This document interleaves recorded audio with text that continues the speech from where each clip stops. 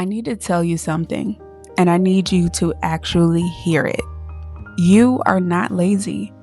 I know that voice in your head, the one that shows up every time you sit down to do something just for you, the one that whispers, shouldn't you be doing something productive right now? Or shouldn't you be further along by now? Shouldn't you just be more? That voice, it was put there. It's not yours. And today, we're going to talk about where it came from, why it's so loud for us specifically, and why I started coloring as a way to get it to shut up. Hey, welcome in. I'm Naya, and this is The Coloring Room. If this is your first time here, let me tell you what this space is and what it's not. I color to rest, not impress. That's the whole philosophy. I'm not a coloring teacher. I am an actual teacher in real life. That's my 9 to 5.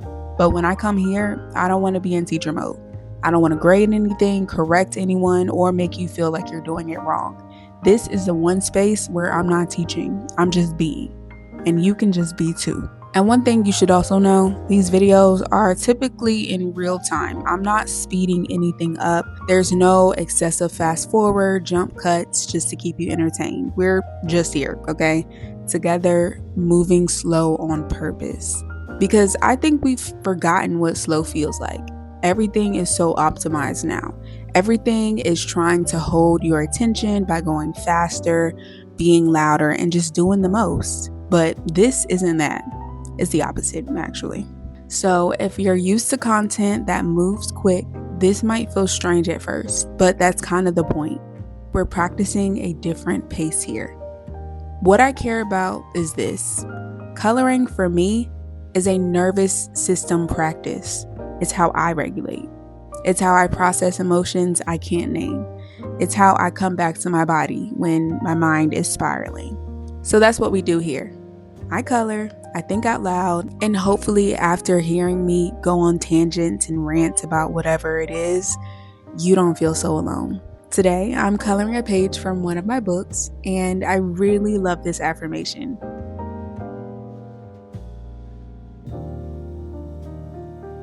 This sentence used to make me so uncomfortable because I was raised to believe the exact opposite. I don't know about you, but I was raised to be a good girl. And for Black women specifically, good girl comes with a whole curriculum. Work twice as hard, don't be too loud, don't be too much, be excellent but not threatening, be strong but don't always ask for help, take care of everyone, don't complain, just keep going. Now, the message was never spoken directly, but it was everywhere. In the way that the people I loved moved, in the way that my aunties and grandma pushed through, in the way nobody ever asked us if we were okay. They just assumed we could handle it. I spent most of my life trying to be the reliable one, trying to be the one who had it together, but honestly, girl, I could never pull it off. I was not the one who made it look easy. I was the one who was always working towards something.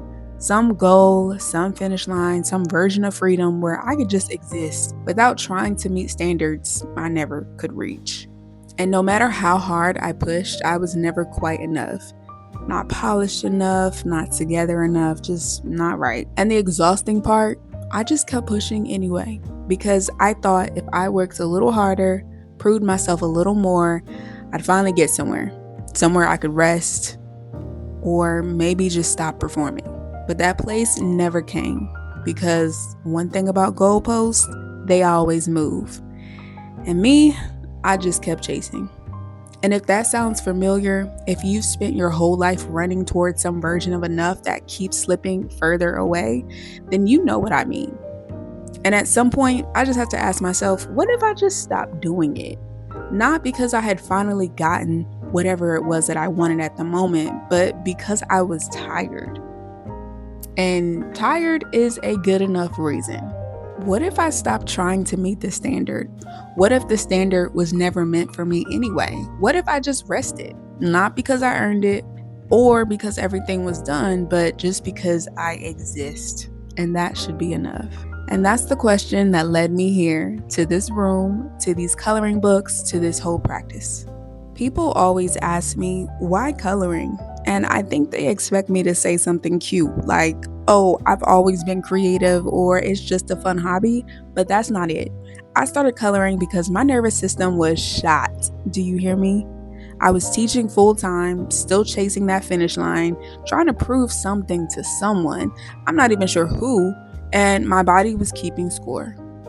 I couldn't sleep, couldn't sit still. I was anxious in a way that I really didn't have the words for. And I needed something, anything that would just let me exist without producing, without performing, or being good at it.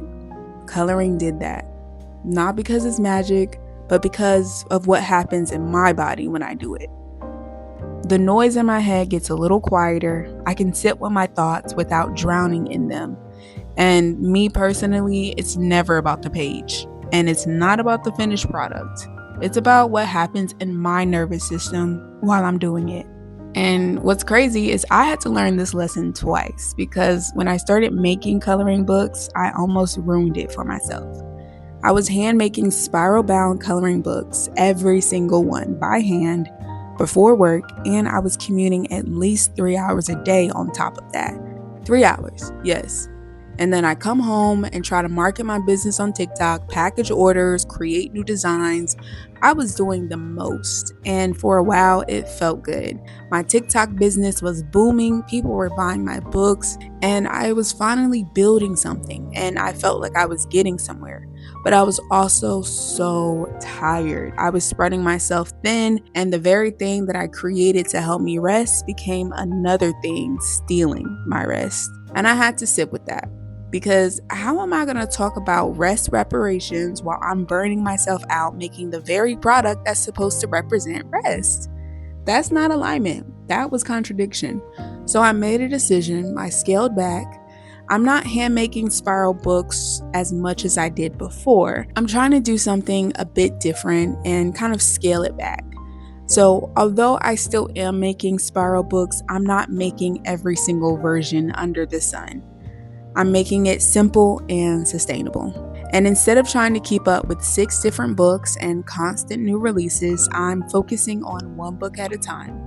Slower, more intentional, more sustainable. Because I realize I don't just want to talk about rest, I want to show it. I want my business to be proof that you can build something without destroying yourself in the process.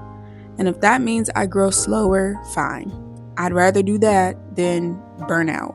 So no, I'm not trying to get better at coloring.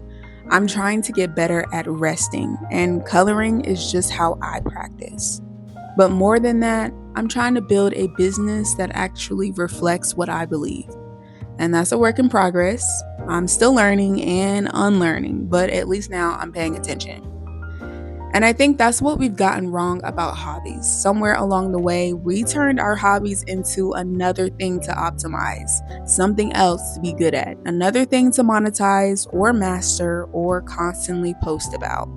But a hobby is supposed to be pointless. That's the whole point.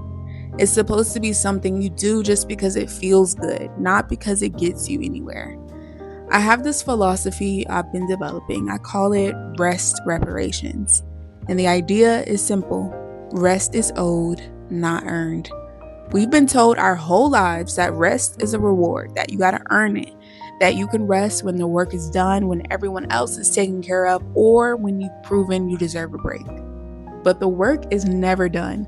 And for Black women especially, the debt we're owed for centuries of labor, holding everyone else together, of being the backbone of everyone else's everything, that debt is deep. So I've stopped waiting for permission. I've stopped waiting until I've earned it. I'm just taking it.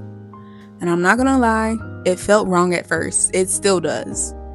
Every time I sat down to do nothing or to watch something on Netflix, there was this voice saying, "You don't deserve it. You haven't done enough. And who do you think you are? No one else is doing it." But I kept sitting anyway. And I also kept coloring. I chose ease anyway. And slowly, that voice got quieter. So that's what this page means to me. Choosing ease is an act of self-respect. It's not lazy, it's not giving up, it's saying, I matter too. My rest matters, my peace matters, and I don't have to justify it to anyone, including myself. If you're someone who struggles with rest guilt, and I know a lot of us do, I just want you to know that guilt was put there by a system that needs you to keep producing, by standards that were never actually for you, but you don't have to keep carrying it. You can set it down, you can rest before you're burnt out, and you can choose ease without apologizing to anyone. And if no one else has given you permission to do that, let me be the one. You're allowed.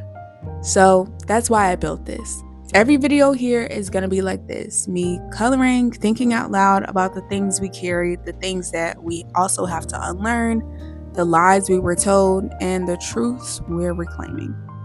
No fast cuts, no performance, just presence. Sometimes we'll talk about rest, sometimes we'll talk about work and boundaries, sometimes I'll just have thoughts about a movie or something I can't stop thinking about. But it's all going to come from the same place. This room where you don't have to be anything other than what you are. And if you want to color with me, I make coloring books too. This one is part of my coloring books. This one is called For the Girl Coloring Through It. It's part of what I call the Black Girl Archive. It's coloring books that feature Black women across time, in soft moments, and cozy spaces, and the kinds of scenes we were never really centered in. They're on Amazon now. I'll put the link below. And like I said, I'm doing things differently now. One book at a time, slow and intentional, because I want this business to be something I can sustain, not something that burns me out. But there's no pressure. You don't have to buy anything to be here. You don't have to do anything to earn your spot in this room. This space is free. You just have to show up. And honestly, just you being here, just choosing yourself to slow down for a few minutes, that's enough. That's reparations in action. I think that's where I'm going to leave it for today. I don't know what kind of week you've had or what's waiting for you when this is over, but I hope you got to breathe a little and something resonated. And I hope you know that you don't have to do anything with this. You don't have to take notes or make a plan or even optimize your rest. You can just let it be. I see you, and you belong in soft places. I'll see you in the next one.